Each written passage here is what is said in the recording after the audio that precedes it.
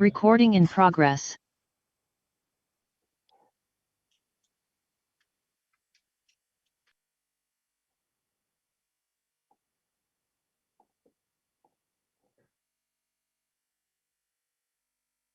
Oh, Mayor, you can go ahead and start. I'm sorry. I thought maybe I was waiting for something to start scrolling down the screen like for a city council meeting. All right, I'm going to call this meeting of the Council Budget and Finance Committee to order. And let the record reflect that all of the members of the committee, Council Member Wahab, Council Member Landon, and myself are all here. And so we will move on to public comments. Are there any members of the public attending or anyone from the committee or anywhere else who would like to make a public comment right now? I don't see any hands raised. So I think we can move on to approval of the minutes. We have two sets. The first is for January 20th.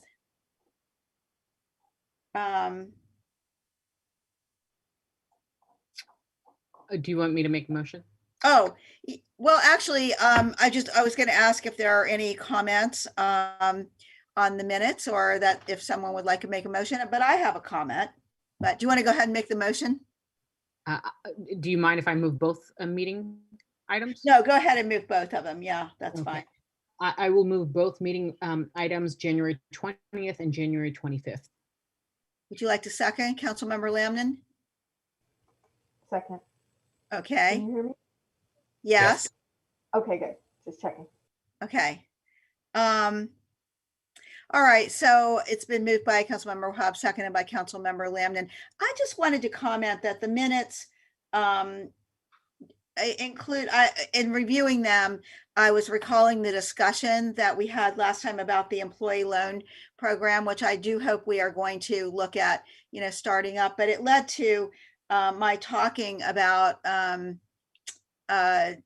how I could envision something like this being done at a regional level, to not only, to help people live closer to where they work, which is what Plan Bay Area 2050 that MTC and ABAG right now are in the stages of developing. That's a goal they want to achieve. It also very much helps fit, and I think it could be used to help fit an equity or goals under the desire to achieve better equity by providing loans to people who may not have had the chance to have them before. And I wanted to report that I did bring this up at the MTC, at the ABAG, the last ABAG executive board meeting, where we approved the final blueprint for Plan Bay Area 2050, which contains all the goals and the strategies. And there is a strategy that alludes to this very concept in that in the final blueprint. I haven't called it up right now, so I can't quote you, but there is a strategy. And I know Councilmember Wahab, you said you were particularly interested in this topic. So I just wanted to let you know I had sort of pushed it along a little by bringing it up at MTC, or not MTC, but ABAG. And it is in this final blueprint. I'm going to probably keep pushing that and seeing whether that can be developed into some regional approach. There are a lot of ways it could be used. This isn't really the time to talk about it more, but I just wanted to report on that since, I know you had, we had talked about it last time and it wasn't included in the minutes. So yeah, and with that, I really appreciate your leadership on that, Mayor. Thank you. Yeah. Do you want us to include those comments in today's minutes? Just that maybe be under minutes. You can just, yes, that I reported back that a strategy for providing loans for people to live closer to where they work is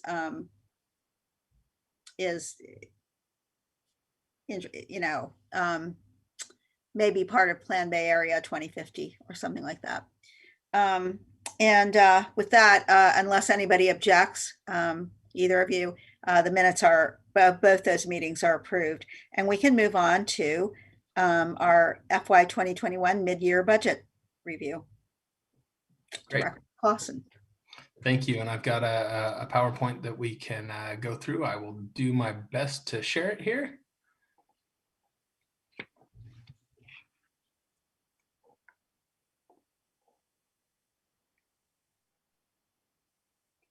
And now I'm trying to hang on one second. There we go. All right, can you all see my screen? Yes. Great.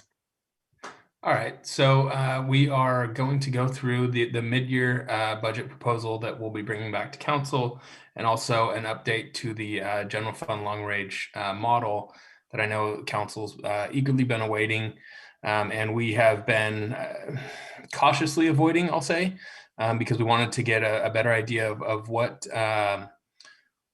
revenues might look like moving forward, and some more information, so that we could, sort of avoid an anomaly, having a great influence on our on the city's projections.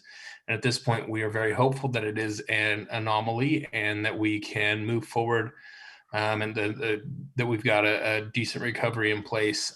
One that I certainly was not as hopeful for in certainly the summer and definitely the fall, but I'm very glad to be back reporting that we seem to be, not the growth that we've seen over previous fiscal years, but working, to maintain the economy, which is fantastic news.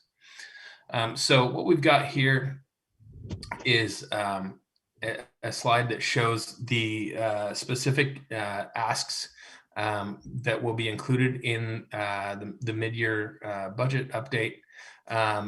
It's really sort of not all that interesting, because most of what we see here, the $4.5 million number up top, that's labeled previous council approved appropriation subtotal. Those are items that have already come to council for approval, and really it's sort of a formality that we'll be including it in the document, and doing it all in one place, even though council has already authorized those appropriations. So the net that we'll be bringing to council is actually a reduction in expenses over what was adopted by 31,000. There's some ins and outs to that that I will get into a little bit more on the next slide. The other item that wasn't shown on the slide above is an update to some revenue sources. Property taxes, we will be bringing up during this process, as well as sales tax. Very encouraged by the numbers that we're seeing coming out of sales tax. We've talked about it a few times here and a couple times at council. A lot of that is due to all of the online transactions that we're seeing through Amazon and other retailers that are originating within the city, and bringing in sales tax dollars, even though unfortunately they're not hitting our local retailers like we would like them to. Utility users tax is down about $1 million. Real property transfer tax is, I won't say up over previous years, but it's up over our original projections. We're bringing down transient occupancy tax, which is not all that surprising, unfortunately. And cannabis tax, happy to report, and we'll get into this later on the next item, but we are increasing the projected revenues for this fiscal year by 400,000 over what we previously adopted. On the intergovernmental revenue, the large chunks of that, there's two of them. One was the nearly 2 million, 1.979 million in CARES Act funding, and then 1.5 million on an MOU between the county and the city, reimbursing the city for testing costs from March of 2020 through June of 2020. I'll say the biggest expenditure change of note, other than the $4,585,000 that council's already previously approved, is a reduction to the, I don't know, I will remind you, although you may remember, when we adopted the budget back in June, council directed staff to put in an additional $1 million in community agency funding, although wanted to come back during the mid-year process before actually programming those funds. We're comfortable taking it out at this point because we've had a lot more than anticipated in grant funding that's come in to sort of meet those needs that we anticipated. Not that there isn't always more that can be done, but given the city's financial position and sort of what's gone on with the grants, we thought it prudent to propose to reduce that appropriation at mid-year. The rest of it. Which item is this? Sorry, I didn't hear which particular item. So it's the contingency funds return to fund balance, this $1 million item in the middle of the screen. Usually it's red, so thank you. I was looking for it. Sorry. And so that's really kind of the majority. There's 450,000 in consulting services, which is for development services and plan check fees. These are, a direct recovery. We don't spend the dollars unless the funds come in the door. These are for outside plan checks for various projects throughout the city. The others are, I will not go into detail here, but simply say there are a number of asks in the area of human resources. This is not surprising, I'm sure, to you all. An area that has been impacted by COVID-19 quite a bit. The efforts that have gone on there for our organization, the items that we certainly didn't plan for, like contact tracing and additional benefits that have been required for folks. We've gone back and done a lot in the areas of, say, public works and fire. And maintenance services, but we hadn't really come back and asked for more in the area of human resources. We're doing that here, and probably not surprising to you all, but that's really the largest of the asks. Obviously, I'm happy to answer questions as we go or at the end. I guess in the big picture, we are reducing the use of fund balance. With the combination of the increase in revenues and the reduction in expenses, the increase in revenues and also an offset in expenditures, but not equal to the revenues. We are reducing the use of reserves in the general fund, projecting a use of $2 million less than we had projected when we adopted the budget, which, given all that's gone on, that is absolutely fantastic news. I certainly didn't necessarily expect to be having this conversation, as recent as last fall. So I'm very glad that we're having it. This is a look. I'm sure you all recognize this slide. This is a look at general fund reserves, sort of over time. The yellow there is what we sort of strive for, with the upward line, the solid red line being 20% reserves, the middle sort of dashed line being 10% reserves, and that's really kind of the I don't know if sweet spot's the right word, but that's really the target that we want to stay in between to make sure that we are being fiscally responsible. Certainly we will remain there this fiscal year and are projecting to do so next fiscal year. But we've got some work to do in the out years. A lot of that has to do with increases in costs associated with unfunded liabilities. I've said it till I'm blue in the face, so I won't beat a dead horse, but we all know that we will do far more than stand by on the sidelines and watch this happen. We will adjust the budget as necessary, and this is simply a projection. But if we were to stand idly by and do nothing, this is sort of the path that we're on, if you will. This provides a bit more detail on on those, sort of the path, if you will, showing our revenues and expenditures, and then the changes over over the fiscal years ahead. Obviously, this year we're looking at a use of $1.2 million, which, looking back when we adopted with the use of over 3 million, this is a great news.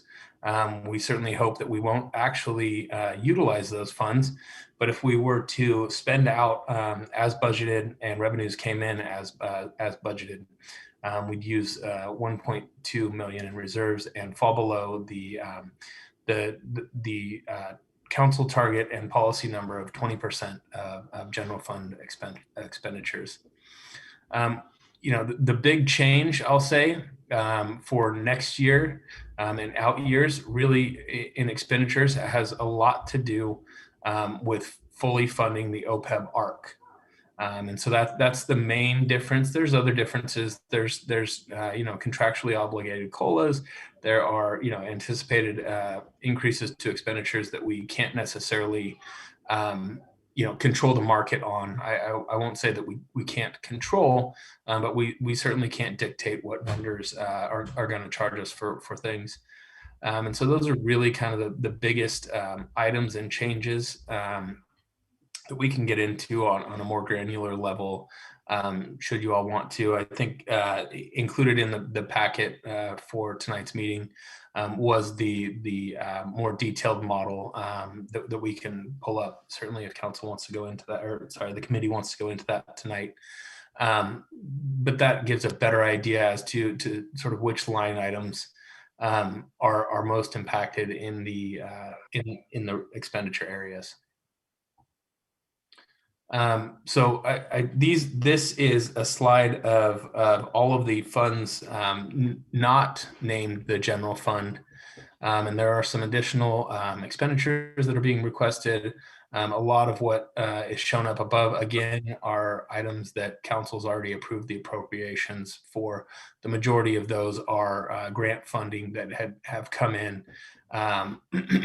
over the course of this fiscal year. There are some other changes, more minor, down below.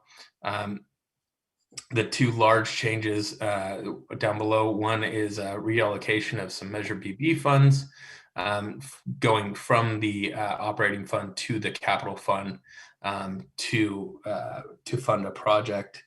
And then also the $4.7 million number is a correction from the previous year that it had been put into the incorrect fund. So it's the funds are sitting in the wrong spot. We're correcting it and putting it in the right spot so that it can fund the expense that it was intended to.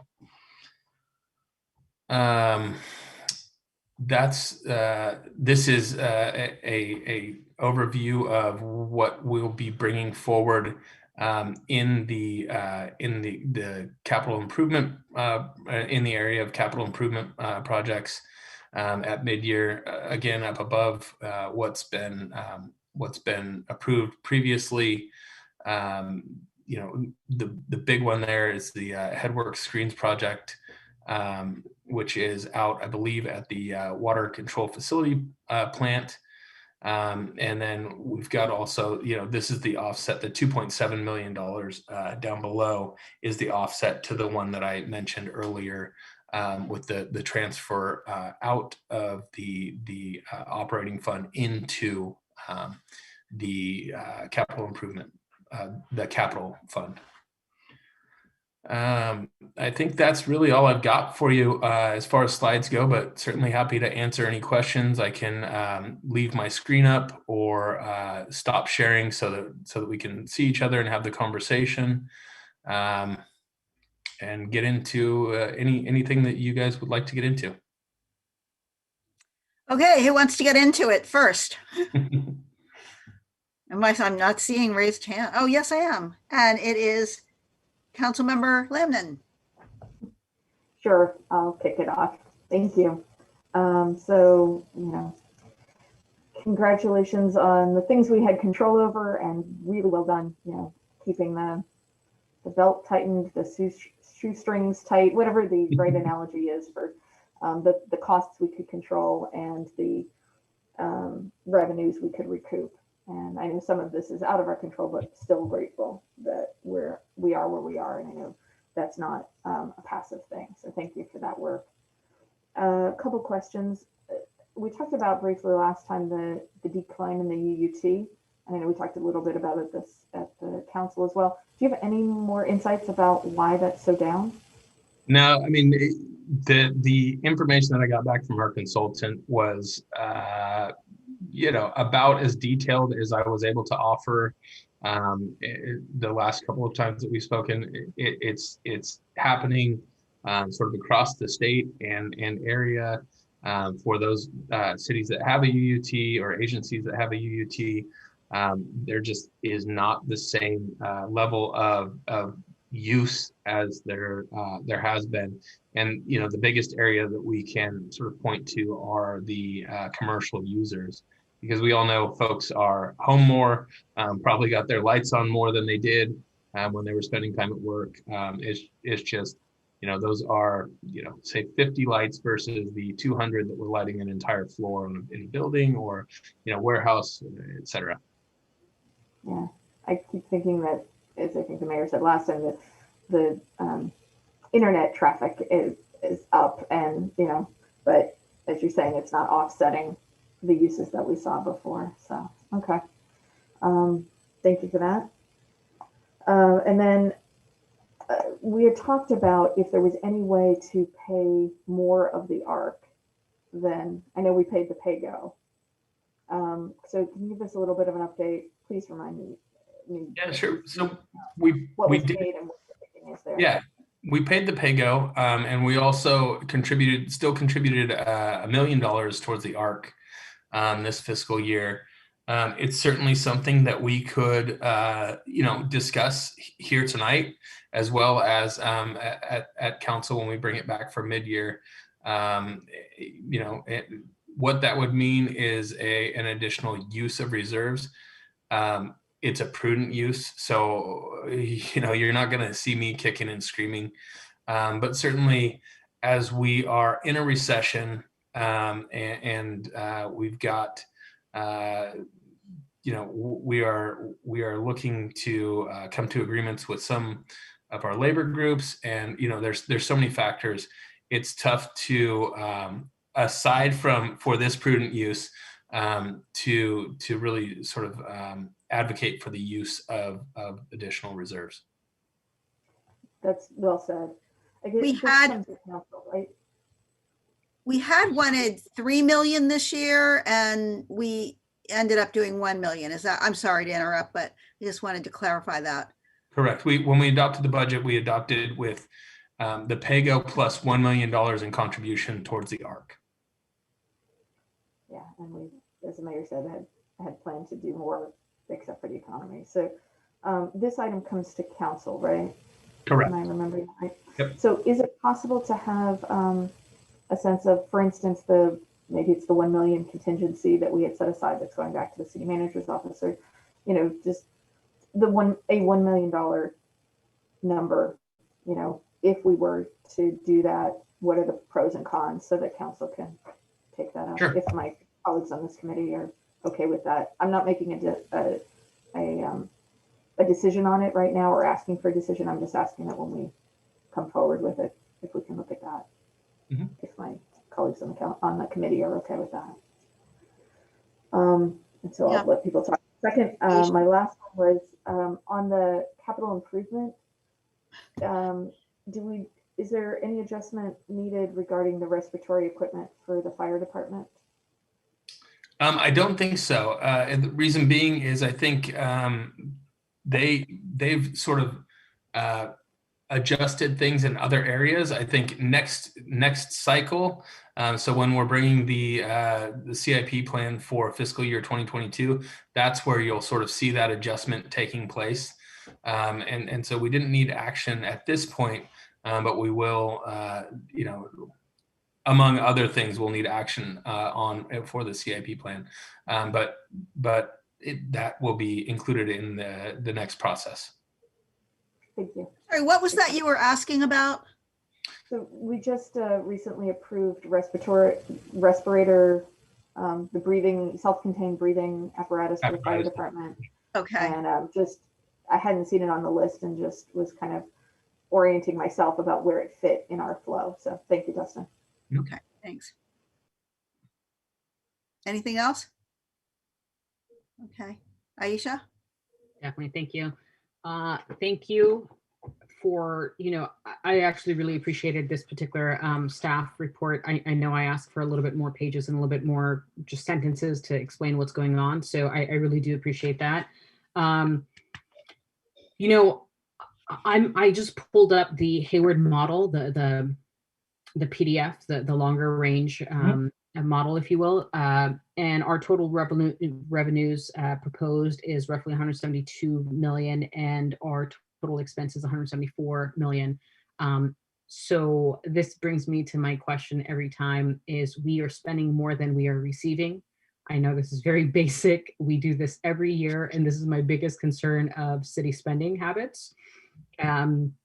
Just because I think anybody that understands budget or tries to do budget is that you spend less than what you receive, or at least equal to zero each other out. Do you identify anything? And the number is not significant. It's about $1.2 million. It's significant, but in regards to the amount of money we're talking about, it's insignificant. Is there a potential area that you see that we can kind of just even out? So I guess, I'll before I answer your question, I'll make one statement. So we, aside from last year, we budget to spend more than we bring in revenues. That's not always how we end up. And why I say prior to last year, we hadn't done that for many years. And you don't have, there's no bigger or less of a fan of doing that than your finance director. But there is no, to answer your question directly, there isn't one specific area that I think that we can just sort of say, all right, we're not going to do this this fiscal year. I think we did a pretty darn good job of that in putting together the proposal that we're bringing forward this time. There are some things that are likely to happen, maybe not this fiscal year, but that will happen in future fiscal years. One of our large expenditures that was up on the first slide that we went into was the cost for the demolition of the Holiday Bowl site. Eventually, we're going to get those funds back one way or another. But it's not really all that much of an option for us at this point to say, hey, we don't want to do that right now. And so I'll say, we're a service organization. Our largest expenses are people. There's no two ways about that. And so reducing the other sort of line items, if you will, would be difficult to achieve that, $1.2 million reduction that would be necessary to balance the budget. I don't expect that this year will be different than others in that we will not spend everything that's budgeted. It's sort of our pattern each year. My hope is that, we whether it be through salary savings, through, not spending on all of the contracts that we have, those sorts of things, that we will finish the year, at or above zero, I guess is the right way to put it. Okay. And Dustin, maybe just if you could just share just kind of a rough estimate, what percentage of our general fund budget is salary and benefits? I think, was it like around 85%? Yeah, it's between 80 and 85%, kind of depending on the year, really, and the need for overtime, the need for whether it be mutual aid or different types of assistance that we have to offer that similar to the Holiday Bowl expense. We'll get those funds back. It just may not be this fiscal year. Okay. And then the mutual aid, is it dollar for dollar? Generally, it is actually more than dollar for dollar. It kind of depends on who we're providing mutual aid for and what we're doing. But a lot of the work that we do at the county and state level, it's it is about $1.20 per dollar. Okay, and that's what I wanted to highlight. In my research around mutual aid, it has been more than $1, and I do want to highlight that. I understand what you're saying, and obviously you guys all know I'm a big supporter of workers getting their salaries and their benefits and so forth, and I try to honor that as much as possible. The next question I do have though is, have we done any true analysis on overtime versus staffing level analysis? Now, I have asked about the staffing level analysis across the city, and obviously overtime is a time and a half for all our employees. Have we seen any type of numbers or data that says that, okay, this is the overtime that we've been showing for the last year or two. This is our staff. We need maybe 5 more people, 3 more people, 10 more people, to ensure that we don't necessarily need overtime. And we're also not, and my big concern is that we're burning out people as well, especially those that are working on the front line, whether it's the communications folks, fire, police, maintenance even. We know we're deeply understaffed, but also we're working the same people for far more hours. Have we done any analysis around that? So I think, can I talk, Dustin, maybe just a couple of years ago, we actually did that analysis for the fire department and added, I think it was 9 permanent positions. I think it was 3 or 4 years, maybe 2 years ago now. And so we did actually look at that analysis and determined that by adding the permanent positions, it actually saved money and also sort of employee stress and overworking and things.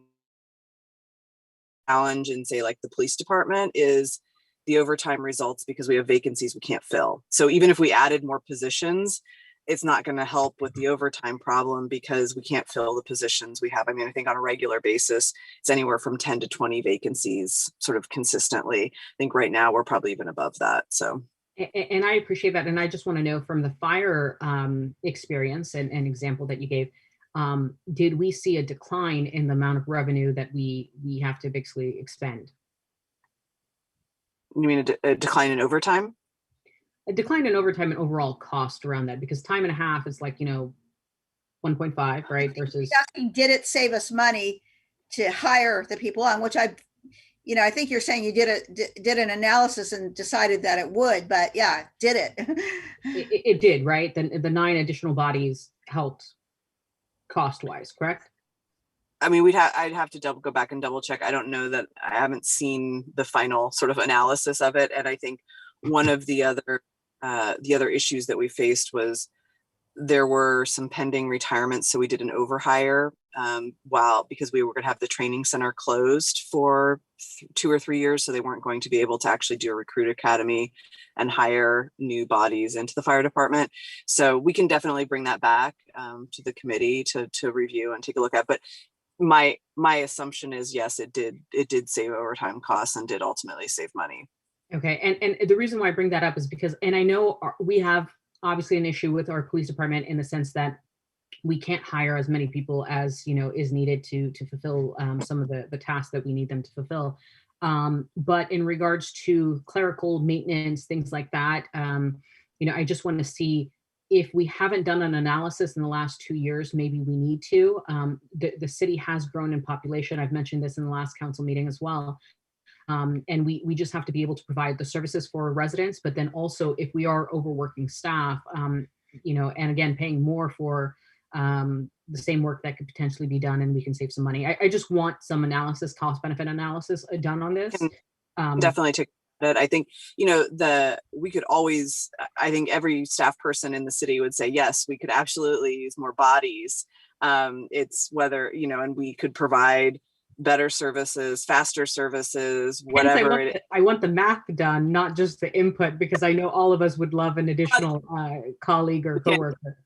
We can't necessarily afford it. So, but I duly noted, and I think there's some opportunity in the next couple of years to do some of those more operational assessments and to really take a look at that. So I appreciate those comments.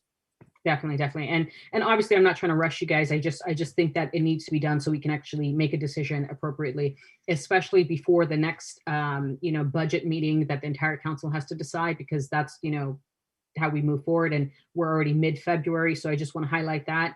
To the user utility tax, I do want to highlight that I know Councilmember Landon has asked in the past, kind of why is this down? I'm not going to say that this is fact, but I've also just, done some digging, and it's because the larger, let's say, buildings that use a lot of, energy, if you will, has also told people to work from home and so forth. So it's not the same level of usage as it was. And maybe that's a reason. I don't know if it's legitimate, but just sharing that. And then I know in the PAYGO/ARC overall, we paid about 4 million plus, correct? For the PAYGO plus the ARC? Yeah. Like, Right. what was the total? Yeah, I think it was about Around 4.3, yeah. give or take. Yeah. Okay. And then my final comment is that so I am genuinely always concerned with the reserves, and the reason why I say that is because, as you guys have seen, some of the environmental I'm going to say disasters that are hitting our nation, plus COVID that was unexpected, plus so much more. I am always concerned if we're under that 20% mark. Obviously, I've had the conversations with our city manager if that even can be increased, or what is the appropriate rate. Usually they say about 6 months of service that should be provided based on your, I'm going to call it a savings. So I don't know if we need to do a reanalysis of what that percentage really should be, but whatever our 6 month rates are, I think this covers about 3 months. I don't think that 3 months is enough. Obviously, you guys saw from March to June, we didn't even know what was going on with COVID, let alone if there's another disaster or some catastrophe and some, God forbid. The other thing is the fact that 5 million is significant, and as the years go forward, as you see Director Clausen, you highlight that it's just going negative and negative and negative. So I am concerned with that. That is going to be a priority concern for me, and whatever we can do to kind of increase that. There's a lot of projects that I'd like to do just to kind of take the stand that, we're going to definitely work on this and try to spend appropriately. And as many services as we provided, I would like a hierarchy of what we believe is a service that is deemed as a requirement, deemed as critical, and obviously put a hierarchy as what we truly need. And I think to our city manager, that's probably more in your ballpark as to what we legally 100% are supposed to require for the city services. Number two, what is critical for residents and so forth. And number three, what's the responsible thing to do and so forth. So almost like a RACI, but based on services, right? So I'm sure, you can have fun with that. But if we can see a little bit more of that done as well, I think that'd be very influential in any future decision making. So just want to highlight that. Thank you, Mayor. I know I took some time. No, that's okay. A lot of food for thought. And I mean, start talking about what services you want to take away from that we have been providing to our residents for a long time. And then you're getting into some, because obviously the first thing that comes to everyone's mind is the library. And yet in our community, the library, that is a very, very valuable resource and service to the people who live here. And so I mention the library, but I would like to see where it stacks up. Yeah, appreciate your wanting to look at it, and we should evaluate everything. But I think overall, and let me tell you, those gaps out going forward. I have been looking at these charts for almost 20 years now, and we were going to be deeply, deeply in the hole by this time. I would guess, I don't know, I haven't looked at them lately, but I remember seeing the gaps and being scared and thinking, oh my gosh, and we're not there. We still have a fairly healthy reserve. It's not where we want to be. It would have been if it weren't for COVID. We were really on a good track at that point. And we just have to see, this recession isn't going to be like the last one. It's different. You can feel it because, the stock market hasn't crashed. Housing prices are still up. What is going on? We all know that there's a real disparity in who is actually suffering from this, this particular crisis we're in. But, and so all the more reason why we as the city of Hayward need to make sure we're doing everything we can to provide the services that are needed here. But, you know, I'm not, I always like to look at the bright side. So the bright side is we've looked at these pictures before and they didn't turn out to be nearly as bad, largely, you know, to a great extent because of the work of this city manager, the city manager before her, this finance director particularly. So, you know, I want to thank you for having us have the glass, you know, more like 4/5 full instead of, you know, 1/5 empty. But I had a couple things just, yeah, go back to the community service grant 1 million that it said in the staff report, I believe that the funding was linked to revenues that fell short. What does that mean exactly?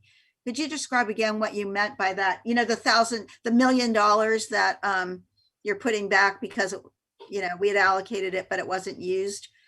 Yeah. So when we you know, came to council to adopt the budget, it was at council's direction that we added an additional $1 million to the community services area, with the commitment not to spend those funds and to bring it back at midyear to look at actually programming the funds for spending.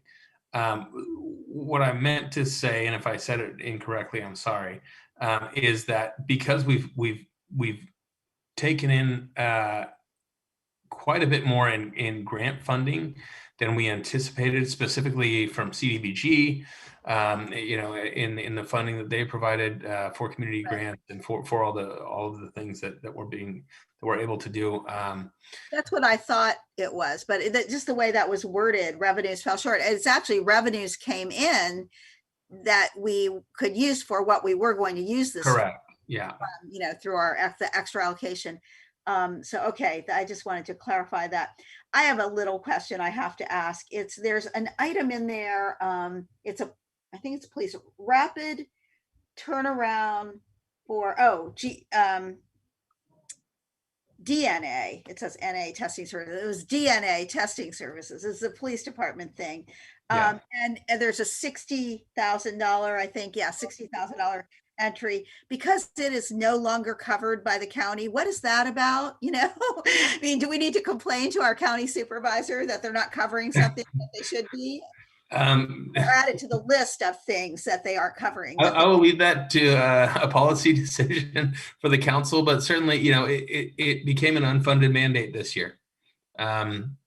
It's not, it wasn't a decision that was made recently. It was made years ago, that they would no longer be paying for it. And, you know, essentially what that means to communities that are not able to meet the funding is that their DNA tests will sit and, you know, potentially rot over time and crimes won't be solved.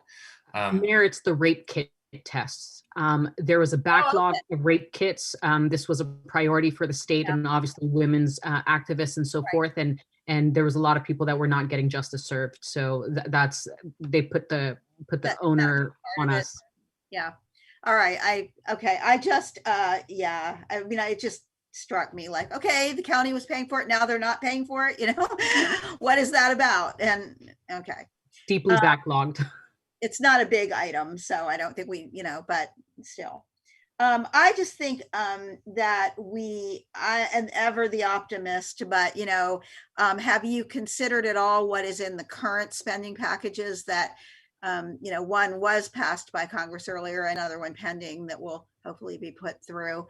I have joined in a letter from mayors all over and elected officials all over the country to support it, and hopefully it will pass. But, you know, have you looked at what might be coming? I think there might be another round of the entitlement funds through the CDBG process that's maybe already been approved, but I think there's a high likelihood that there will be new funds that come that the city will be eligible for through CDBG. I'm also very hopeful that the city will be eligible for funds that will be available for use in the general fund as well, whether it be in the form of a stimulus I won't say CARES Act because that doesn't exist anymore, but something similar, a similar package that will help agencies to offset either future expenditures or to help to recoup expenditures that were certainly not budgeted for. And I think in many cases,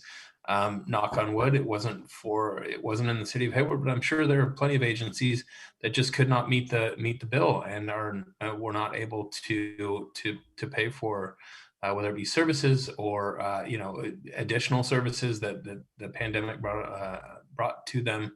But my hope is that with the change in administration, hopefully there will be a clearer path to local agencies for that funding.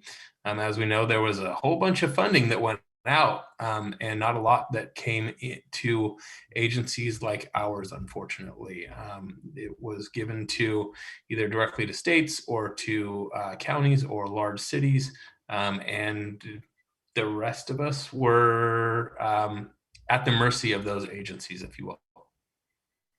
And yet they couldn't give us the $60,000 that they, no, I'm past that one, but, okay. Well, anyway, I am optimistic that we will see something, or the county will, and perhaps share a little bit of it. But, and I have to say that this is a mid-year look.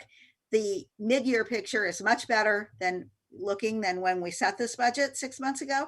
And, we just keep your fingers crossed. It could get even better. We could actually finish with a little bit more than we expected, rather than a 1.2 million at this point is not all that serious in terms of, if we've gotten this far, the pandemic, the pandemic is better. I'm sorry. No, I was going to say projected using half of our general fund reserve to get us through the end of last fiscal year. So the fact that we're only projecting a use of 1.2 million feels very good in comparison. It is very good, yeah. And I'm hoping that even that looks better by the end of the year, and it may. If the economy just start coming back, I know people are hungry to go out there and do things that they haven't been able to do during this time. So, and I will say I think our diverse economy, I've always has really helped us get through this, because a lot of cities that I always envied and considered like wealthier than ours because they had great tourist industry, or and historic, or and anyway, they haven't, they have lost a lot from that, from this downturn, whereas our industries, I mean, it's, even in our retail sector, having the 2 Targets and the 2 Costco's has really helped us through, because they were all able to stay open. So we have a lot to be thankful for with this. With that, we will move on to our next item. Mayor, Hands up. I think Councilmember Landon had her hand up. Oh, I'm sorry. Oh, yeah, sorry. I see it's right there. Your hand's up. Go ahead. Okay, thank you. Just wanted to also appreciate our employees. Obviously, that was part of our current position. And then also wanted to ask my colleagues on the committee directly. So any concerns with having our city staff bring back what it would look like if we put another $1 million towards our ARC? Not a decision about that today, just that when this comes to council, could analysis. Any concerns for the mid-year? That's mid-year soon, isn't it? Mm-hmm. Yeah. So yeah, I mean, I think we certainly should have that discussion. And I just want to be clear, Councilmember Landon, you want the 1 million to hit our ARC in addition, basically an additional payment. Yeah, where it was something we said we would think about. So yeah. Yeah, and I'm not at all opposed to that. Obviously, I think my main goal is to kind of pay down our unfunded liabilities, right? And hopefully, with the next item, we go a step further and continue to do that. And if I can ask for some analysis, like I would like to see a little bit more analysis also just in the future for the rest of council to look at too, what we can do in regards to economic development, because that is, we lost so many jobs in Mayor. I'm not sure what's the latest number, but obviously it's several thousand upon thousands, right? And what does that look like for the larger economy? And we can't just rely on, a couple of the successful businesses. So it's going to take investment. And, I'd like to see kind of where the city kind of stands on that as well. So I just want to highlight that. And I know I'm working on some projects and hopefully something goes through well. But yeah, no, I'm open to both. And we can look at the economic development piece. I know we do have one position vacancy there right now. So I think just even being able to fill that vacancy would help. We can move some additional initiatives forward. So I think that we can definitely take a look at that and figure out if there's anything else that we can evaluate. Definitely. And to Director Clausen, my final question is, on page 12 of the Kafir, the CAFR, right? It shows that there's a slight surplus of about $2.1 million in table 3. Do we have any, do you have any comments about that? Off the top of my head, I don't even know what you're referring to be totally honest with you. Okay. The Kafir would be the comprehensive report Right. last year, Yeah. and end of fiscal year 20. Do we have any updates or anything as to where our revenues are in regards to any other updated information on that, or no? As far as last year's Kafir? Yeah. I 2020. mean, it's all. Did we end the year with what was the figure you asked about? It was about 2.1.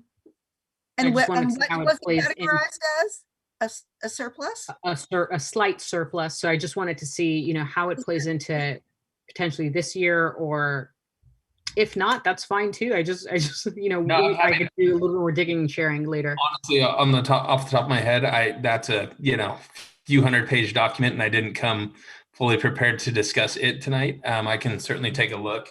I know that was not the case. That was not specific to the general fund. That doesn't mean that it wasn't an increase to fund balance for the city as a whole, which is fantastic. But off the top of my head, like I said, that's a huge document, and I don't. No worries. I'll share a little bit more via email, and then hopefully, get a circle back on this. Thank you. It could be one of the enterprise funds, or with the capital fund, so. Because that really varies, and you can't look at that the same way as you look at a general fund budget.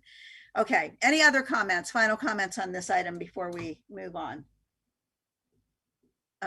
Okay, seeing none, we will move on to item number, the next item, which is the cannabis revenue unfunded liability referral. And if you don't mind me, I'm just gonna do something for a minute. So why don't Mayor Pro Tem Wahab, especially since this is your referral, why don't you go ahead, and I will be right back. Definitely. So Director Clausen, I know you guys wrote a staff report. I'm not sure exactly, what you would like to share. I have a incredibly brief PowerPoint that we can go over quickly, but it's really a facilitation of a conversation for the committee, and happy to guide it, happy to answer any questions that I can, but really I think it's more of a conversation for you guys to have, and then offer what we can as far as feedback. So I will share my screen momentarily here. All right. Did this to me last time too. I should learn by now.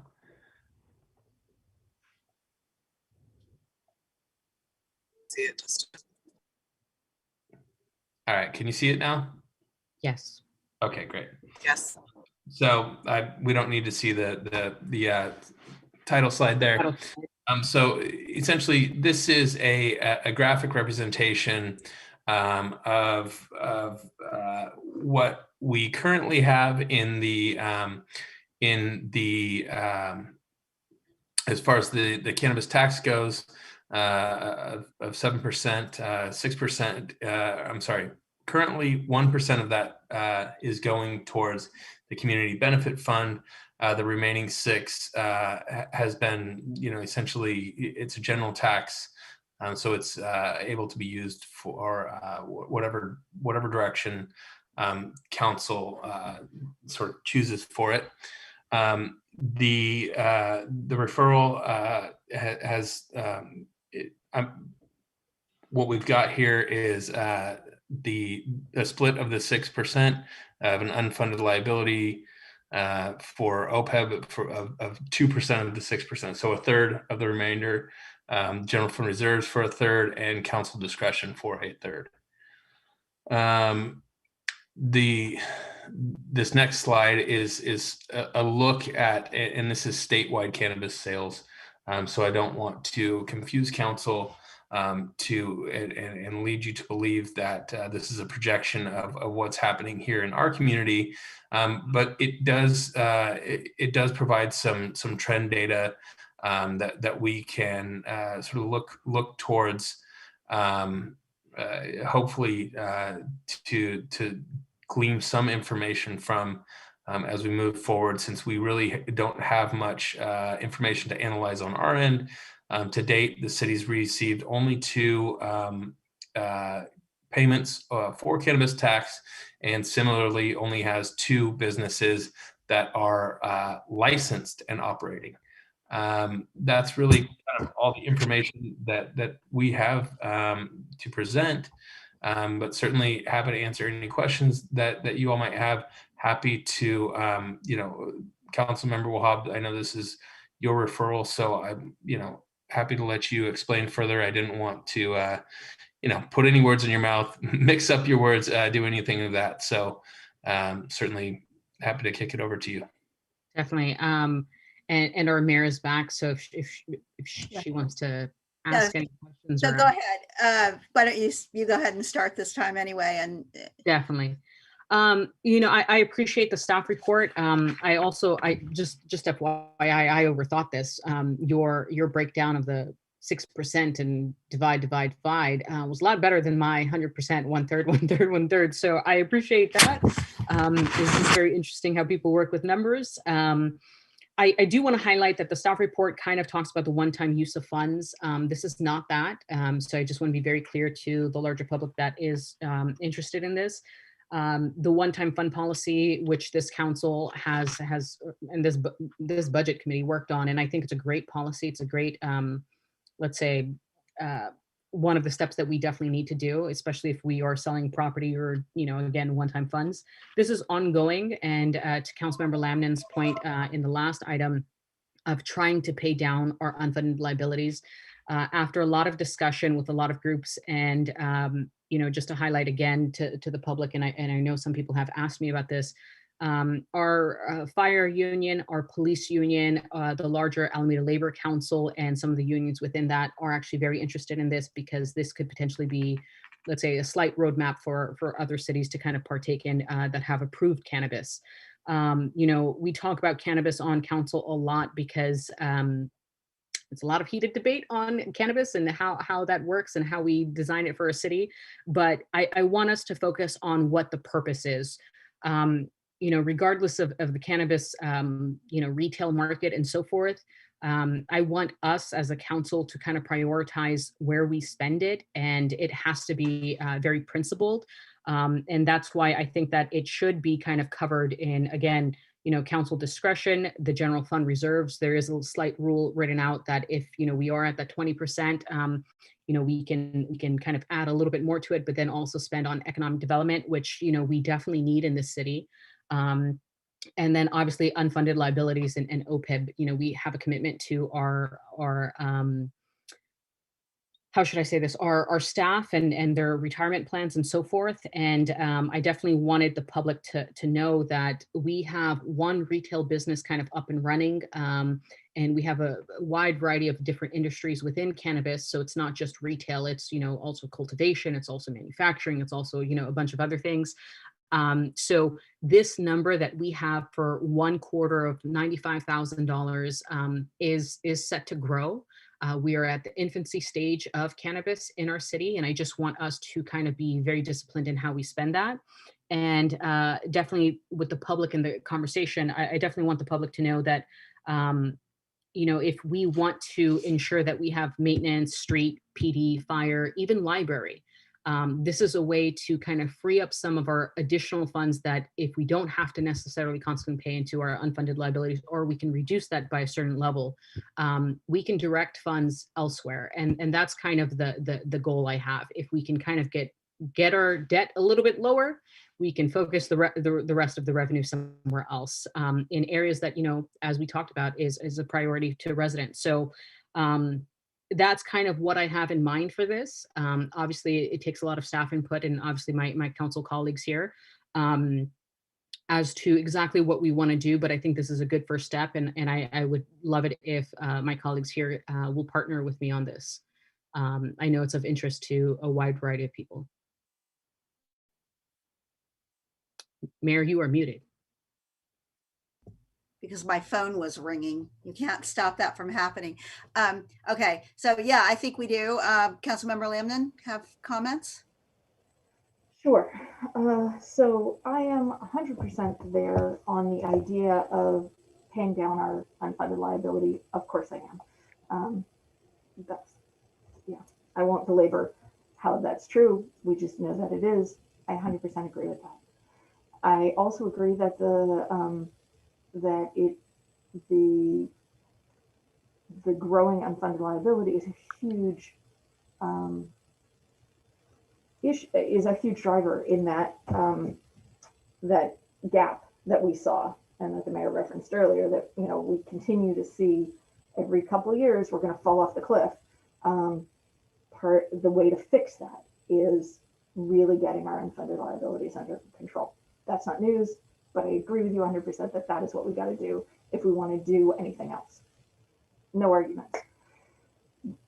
Knowing that, we passed a cannabis tax a couple of years ago. That was the point. We already saw this mandate, this need, and we passed the tax. So having a policy or requiring staff to track that revenue separate from something else feels like an exercise that is frankly unnecessary. Now, if we want to have a policy that says every year we will pay our full ARC in writing, I mean, we've had a verbal policy about that, but if we want to make it a written policy so that we are more held to it, we are more, you used a good word, Councilmember Wahab, and I've lost it at the moment, disciplined. If we want to be more disciplined, I'm all for that. If we wanted to look at, do we hold our reserves at the 15%? And Mayor Pro Tem Wahab, you made a good point earlier about the need to have a robust reserve. And given the crisis, there's been some leeway to have it be at 15%. If we wanted to go 15% for maybe 5 years and dedicate any delta to that, to the unfunded, that I can also support. But I don't see the need to do what we've already done by reallocating the cannabis money. The whole point is that it needs to pair. And even at that, we're not quite meeting our expenses yet. So thank you. All right, thank you. And I think that the reason we're not is really this year meeting our expenses is because of COVID. It does look like this revenue is starting to come in. It took a while. I went back and looked at this in light of what we said when we got the tax passed. And, I do think, Measure EE, it said to assure local control. That was that was like a primary thing that we didn't want. We wanted to have our own tax, our own policy to avoid the state telling us later what we could or couldn't do, as I recall. And so to assure local control and close ongoing deficits, shall the city of Hayward be authorized to have this tax? And, ongoing deficits, we do, of course, in the ballot argument mention flexibility to ensure that the city has the financial, and this is something you have to consider, is that at least a part of this tax has to be used to assure that the city has the financial resources to manage cannabis related issues when and if the community chooses to allow processing or sales of adult use cannabis. So, and then later on, it is essential that we be able to generate necessary revenue to support effective control, education, and enforcement policies and procedures to assure the safety of our community. So we made those promises in the ballot initiative, some of which I think, the deficit to close ongoing deficits, what you're proposing does maybe fit into that. But I just have to point out that, I mean, one of the things is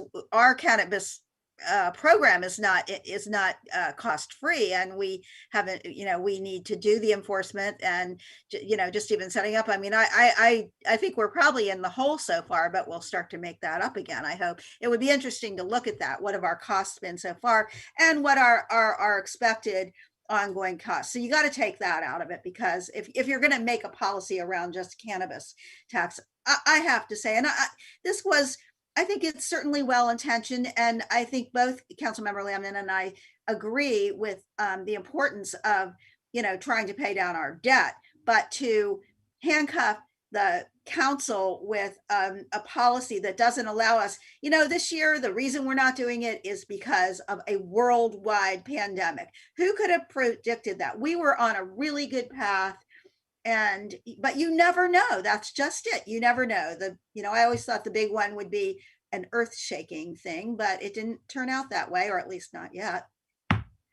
Knocking on wood there. And so I think that we can't, we need to watch. I think it should be. We will see it as cannabis tax revenue on our on our financial sheets, and we'll know how much we're getting. And certainly each year as we're doing the budget, we can have a policy. I'm all for putting some of this toward paying down those debts. I hope that we can do it. This year, and we're going to have a discussion. We've gotten, what was the number again? About $500,000. Is that what we're expecting over Roughly year? Yeah. So, I mean, Councilmember Landon just said she wants to try to, put an extra $1 million into the fund this year. And I we have to talk among the whole council about that. And it's a good suggestion. Whether we really can do it or not, I think we have to discuss. But the basic, your basic intent here is a good one. I just don't think that it needs to be in the form of this kind of a more rigid policy that requires. Now, we did it with Measure C to some extent, but that was a little bit different because that a lot of that was capital. And Mayor, I definitely want you guys' input. So just to clarify, we are a policy-making body, and obviously when this came back to us, the goal is for you guys to have your input. And if there is a certain piece that you guys would like to remove, whether it's 2% here or make this a 50-50.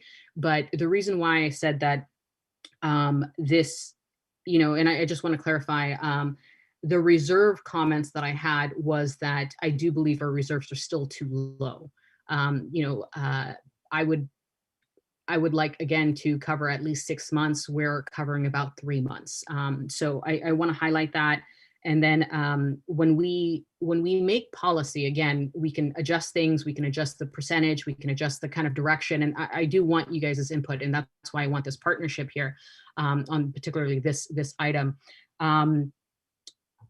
Even though we say that, our cannabis, it's specifically used for X, Y, or Z, these are general fund dollars, and we are able to redirect it however we want. The reason why I want to prioritize what I listed, and again, I'm happy to slightly adjust things, is we don't have basic policies in place. And it's a disservice, especially considering that we have potential future problems coming up. And Mayor, I agree with you. I think I personally thought it was going to be an earthquake situation too. And obviously COVID happened out of the blue. So the main goal is to make sure that we are relatively safe and healthy fiscally. And that is our responsibility, not only for the subcommittee, but the larger council as a whole. Again, I'm happy to change certain specifics on this particular policy, but We don't even have a basic policy of we have a won't spend. I would argue we do have that policy now.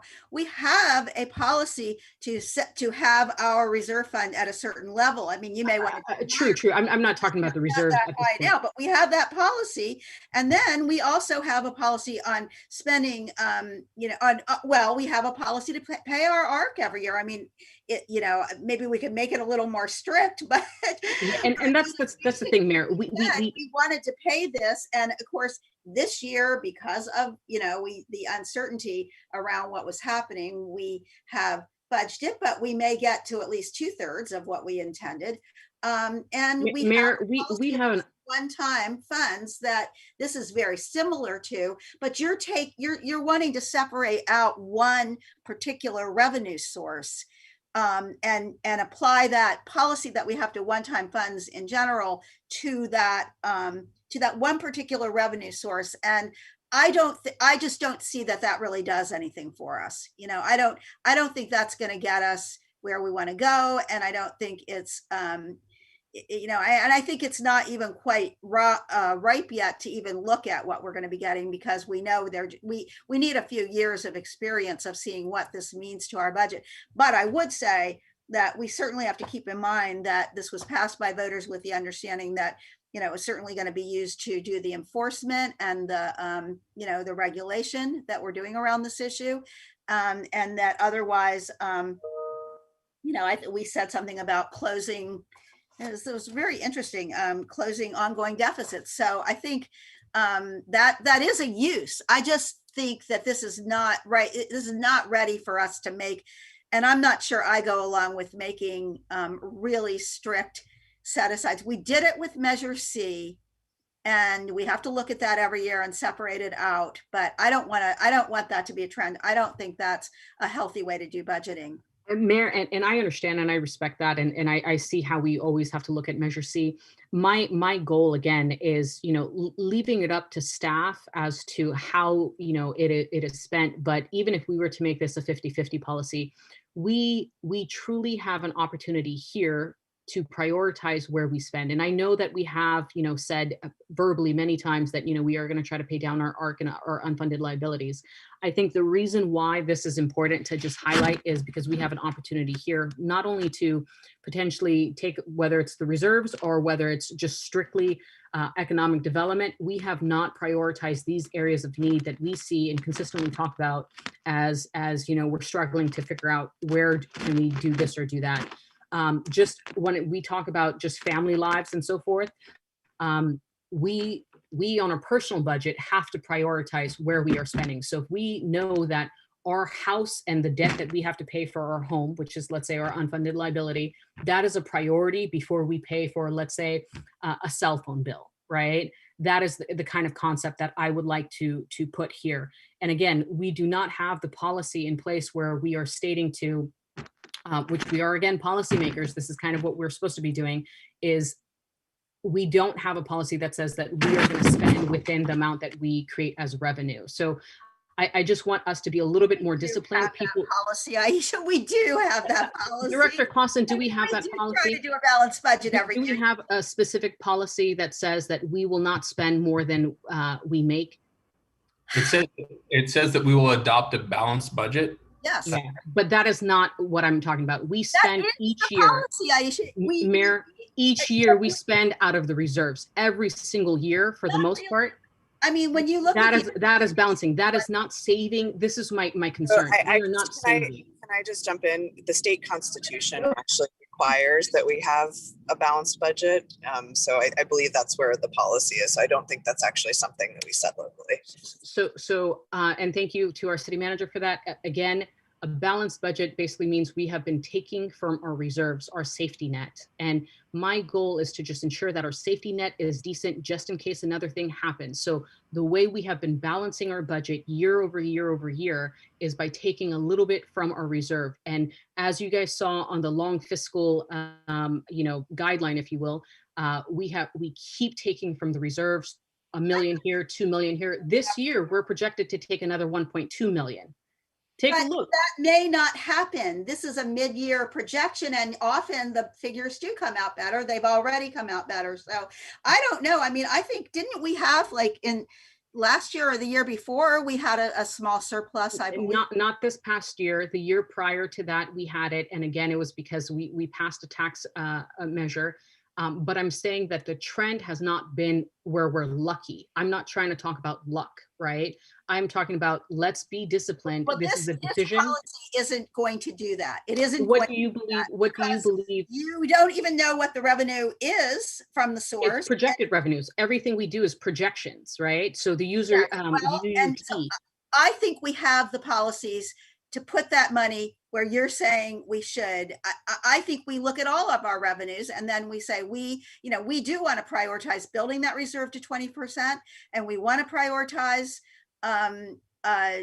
paying our unfunded liability, which we were on track and hopefully we'll be back on. So I just don't think this is a necessary thing. And I think it also, it subjects us. I want to read to you what, we did not have a argument against Measure EE, the cannabis tax, but we had an argument, a rebuttal to an argument in that we wrote in favor of Measure T. That was the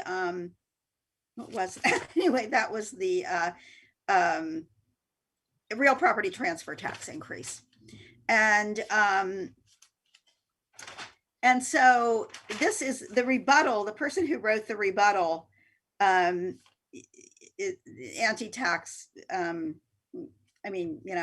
complaining about the tax. All the safeguards and oversight don't change that fact that there's no guarantee this money will be used for city services. In fact, if you vote yes on this tax, most of the money will probably be used to pay for pensions for retired city hall bureaucrats. Now, I don't agree with that statement. That is a rebuttal to a statement that the city, the city actually, sponsored, or people in favor of the ballot measure. And but it is what gets thrown at us if we were to highlight that this is what we're doing with this money, rather than what we talked about in the ballot argument, making sure we are doing the providing the services and regulation and enforcement, and then all the other city services. So I appreciate it. It's a discussion we have every single year around the budget, and there are a lot of things to balance. You just talked about the need for, more firefighters rather than using, now it may save money, but sometimes, I'm not sure that overtime isn't, it does require analysis, but I think we have these policies in place, and I just can't support adding this kind of layer of taking one part of our general fund revenues out and then having to track that in this sort of somewhat complicated, not overly complicated, but somewhat complicated way is, I just think that sets us up when we do have the policies in place. And I know this council is committed to doing these things. And what I think that I will be able to support at the council discussion, adding the extra $1 million to, given how the picture is looking right now, and my optimism about the overall economy coming out of the COVID. At least maybe we could revisit this in a year and really see where we are in terms of those cannabis revenues, because I don't know that we can necessarily count on them. Mayor, and I appreciate my view. So. Yeah, no, I appreciate you being willing to revisit this. I do want to highlight that I think that I personally would prefer that we at least work this in. And the reason for that, again, is, and to the public's information, we have had roughly 5 measures that all pretty much say the same thing. And I shared this last time.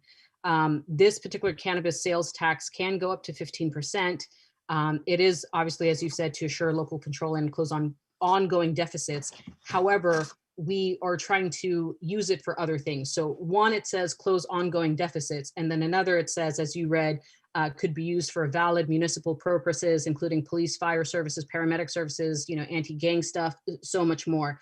I'm not trying to tie the hands of council. I just want us to be a little bit more prudent and fiscally responsible. And I think that's, why I'm here and propose this. I know again, I want input to improve something. I don't necessarily want to kill an idea just because, we're not ready to fully vet it. So maybe we revisit it next year this time and see where we are and in terms of those revenues. But is there any way that we can include this in some capacity, whether it's, if the percentage points are the thing that bothers you or the priority? Again, it was like to be an evenly split. We also have council discretion literally written in there, so it does not kill off, our discretion, if you will. well, then I guess I would just say it is unnecessary and redundant of policies that we already have. And I appreciate your intent. And I think we all will, I think we work together to see that we are being prudent. I do believe we have been, and we'll see how we come out of the pandemic. But right now, yeah, we are doing the responsible thing by providing the services we need to provide to our community. And I'm still hopeful that we won't end the year on a, in a deficit mode. And I think we make the most of the resources that we can get our hands on, like those that come from grants that we've used really well this year. It's a very complicated thing, but I just don't see that this does anything that we don't already have in place. So I don't, okay. And I will just tell to the bargaining units that we're very much interested in this, in seeing a good faith effort from our city council to prioritize the debt specifically through policy, not just word of mouth. Obviously, I think that they are very much interested. We don't necessarily have the exact same policies. No, we state that we have the policy of wanting to pay our ARC down, and we haven't ever fallen behind on our overall pension obligations, and we probably won't. Those are priorities. They get and this was a step to very much move in that direction again. And make it written policy and try to pursue it at least 100%. And like I said, I'm happy to adjust kind of the percentage points. I'm happy to adjust kind of the direction, whether it's economic development, whether it's the reserves, whether it's so much more. To me, I think that if we delay this, it is a missed opportunity. This is just my personal opinion, especially as we ask consistently from our bargaining units to give up, give up, give up. This was definitely an effort to show that we are intentionally trying to invest in this particular piece. And be a little bit more, just like I said, saying that this is a priority. We will designate certain funds to 100% ensure that we are fulfilling our promise to you. I understand all the other efforts that are being made, but I do genuinely believe that this is an idea we have. We are at the seed stage, and before it gets lost in something else, that we can actually focus on what we have consistently said and actually show the action behind it as well. So that is my statement. You would like to do at this point? Did you want to? I mean, I don't think a motion is going to pass unless. So I personally, if you or Councilmember Landon, even if you guys would like to change the percentage points, I don't think you're hearing us. I don't think you're hearing what we're trying to say to you. Do you want to try, Councilmember Landon? Sure. So let me be clear. It's not about the percentage points. It's about tying it to cannabis revenue. If you want a policy that says we will fully fund the ARC every year, and we are willing to make the budget trade-offs to do that, that's a policy discussion I'm willing to have and work I'm willing to support. If you want to do, bring down some other cost like the reserves, I mean, I keep bringing that up because it's the only one I know, the only lever that I know of to pull on, but I'm open to, if you want to target a specific expense that gets pulled down so that we can free up revenue to prioritize the ARC, fine. If you want a policy that says we will no longer use reserves to balance the budget, and that we must have a budget that is balanced without the use of reserves, I'll be interested in that. it's the tying it to the cannabis revenue that is frankly redundant. And so changing anything about that is not something I'm open to. Okay, so to Director Clausen and our city manager, I just want to highlight that I have had conversations, obviously, to make sure that we have a policy that we have a balanced budget without using the reserves. I know that there were pros and cons from our Director Clausen who shared that. I would like him to elaborate a little bit on that, but I'm also willing to say for this particular, cannabis revenue that, again, is projected to be significant to our city. While we are asking for employees to furlough their hours to save $1 million here, $2 million here, again, this would prioritize that and inform that our council is willing to prioritize this revenue and specifically, hopefully, alleviate some of the burden there.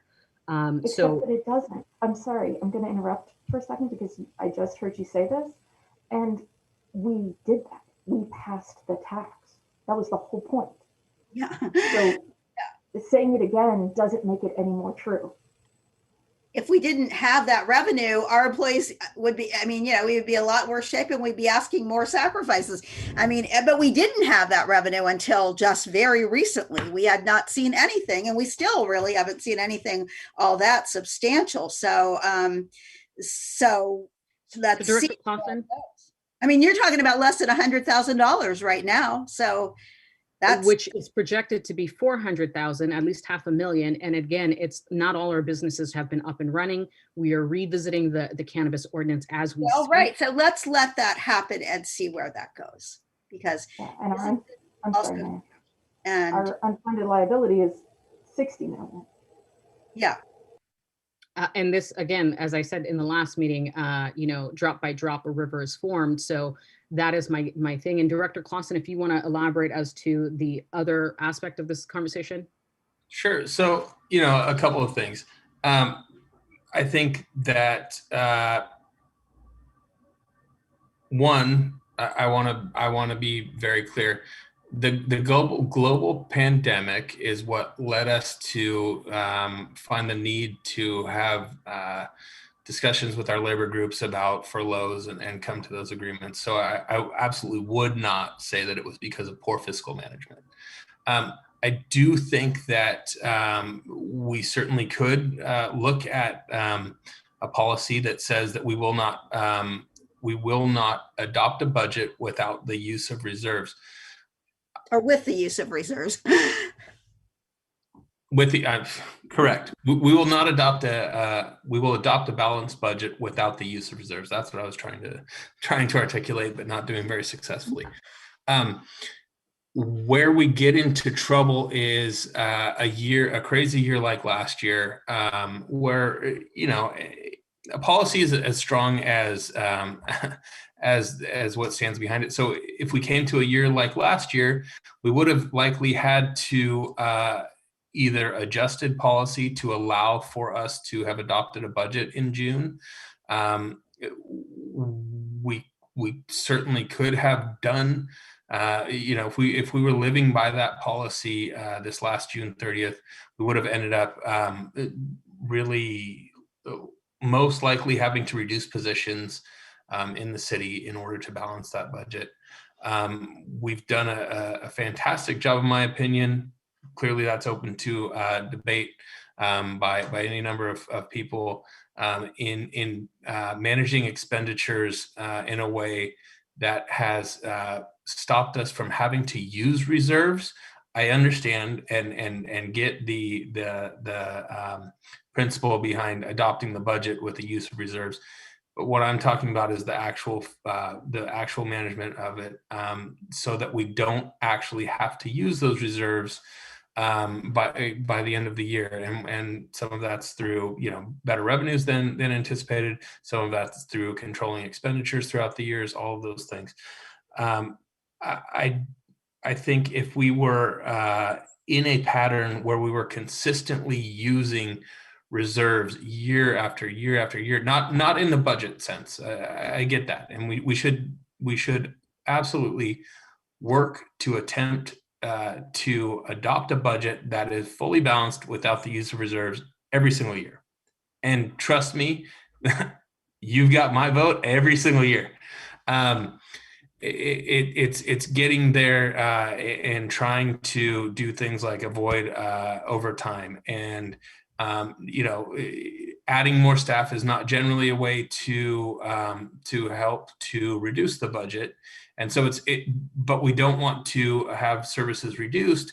And so we've got to try to do this delicate dance and balance things while also trying to meet the obligations long term. And so if we sort of tighten the constraints around it so that we sort of take that management out of our hands, and say you can't adopt unless you've got a fully balanced budget. In years where we have revenues that are cyclical and go up and down, it's really going to restrict our ability to keep staffing levels at a consistent basis. Adding staff, if we're sort of looking at that, will become very, very difficult.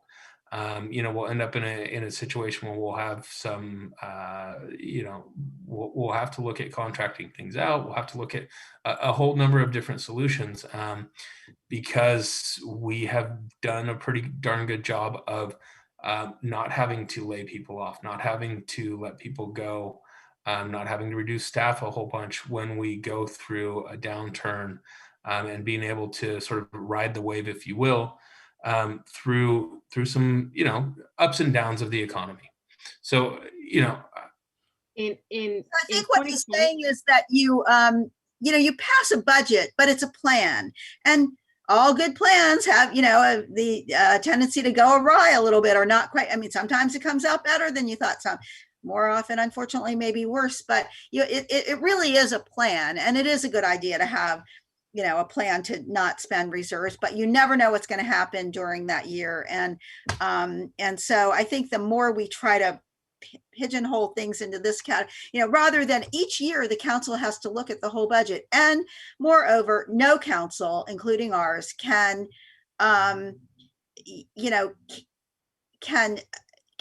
tie future councils to any of these policies anyway. And it's probably a good thing, because each year we just have to really look at where we are and what we're doing. But I do think we have shown strong commitments to the things that you are trying to promote here. And I'm all for your continuing to champion those things, and we, us continuing to say yes. We need to fund our reduce our long-term liabilities, which actually in turn helps us keep more of the money. I mean, have to spend less on those things.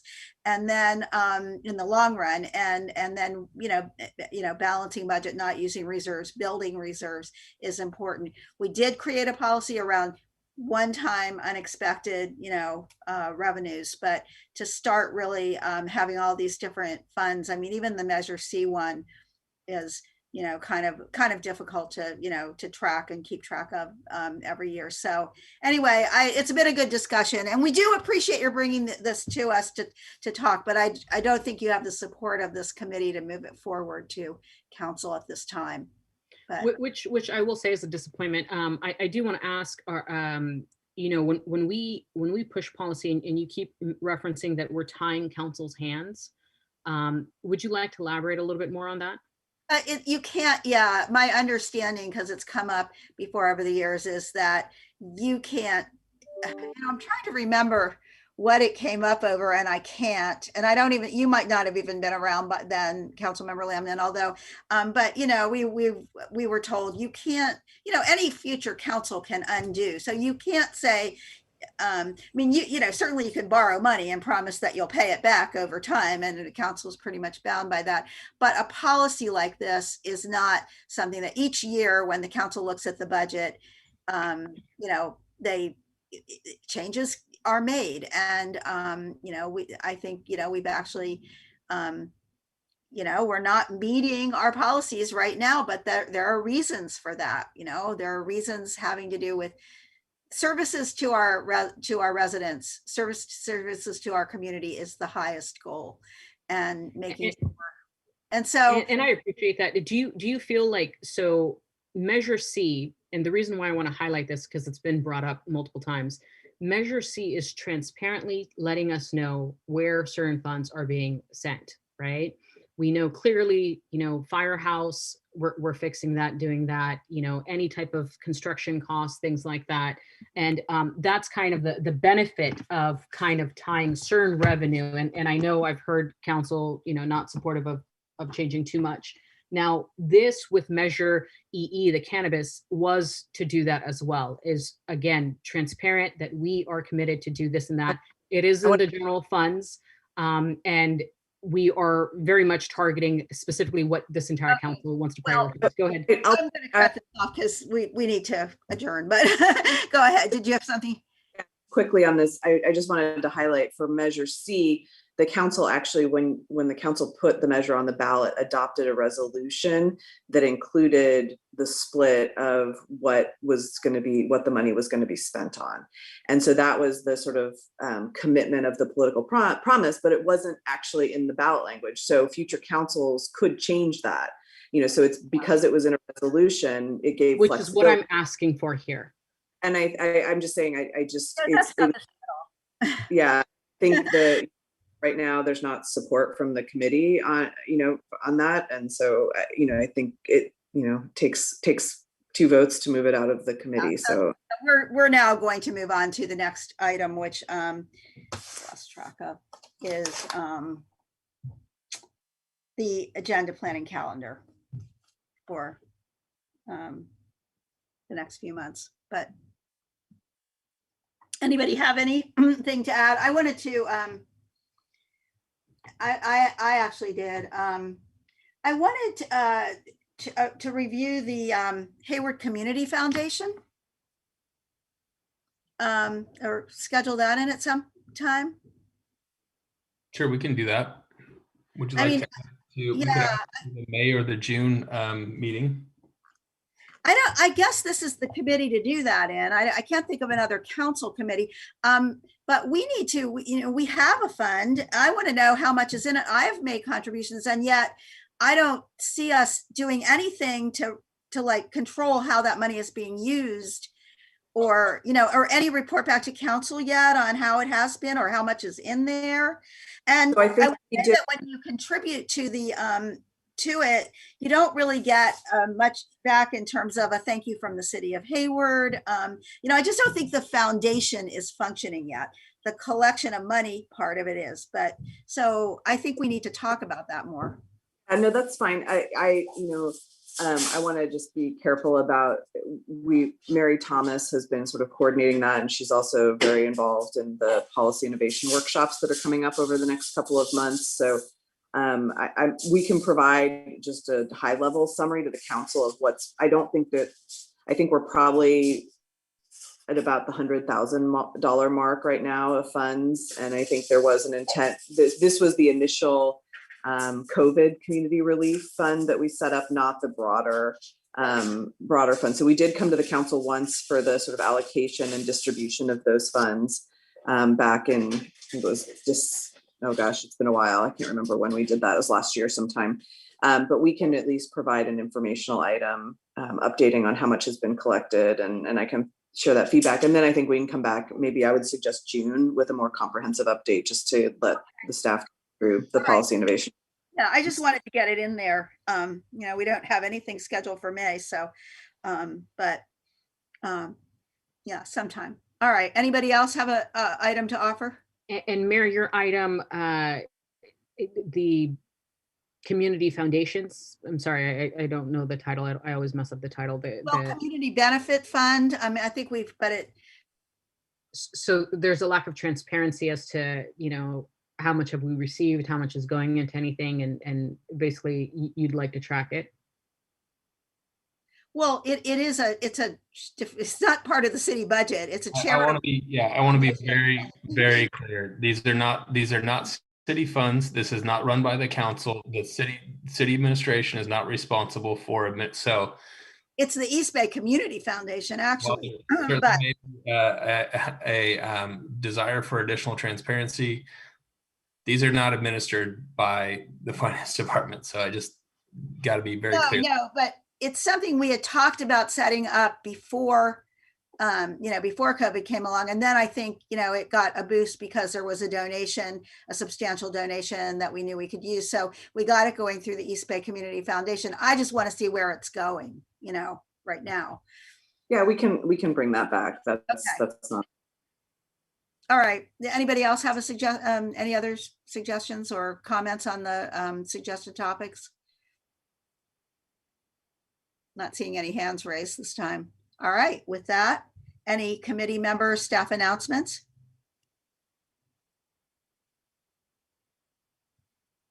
Okay. With that, we're adjourned. Thank you, everybody. Recording stop.